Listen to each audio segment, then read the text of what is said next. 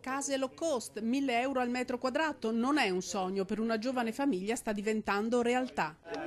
Anche la sposa. Anche la sposa.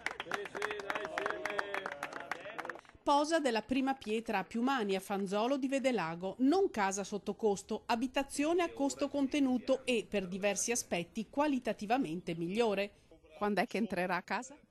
Spero più presto, in aprile, maggio, penso siano i mesi di fine costruzione, insomma. I più soddisfatti sono i proprietari presenti assieme ai lavoratori, 19 le imprese per 140 addetti, tutti della zona, presenti al taglio del nastro del primo cantiere per la costruzione di un'abitazione a costo contenuto e ad alta efficienza energetica. Tante imprese unite hanno affrontato un mercato sempre più concorrenziale, ma è anche un segnale incoraggiante per il mondo dell'edilizia. La ripresa è proprio puntata su questo tipologia di fabbricato, un fabbricato ad alta efficienza energetica e a un costo contenuto. 150.000 euro un prezzo finito del fabbricato, abbordabile sicuramente da qualsiasi famiglia. La casa low cost nasce dall'urgenza di rilanciare il mondo dell'edilizia, di creare un prototipo abitativo replicabile anche attraverso il recupero abitativo, ma soprattutto di garantire una casa di qualità a prezzi competitivi.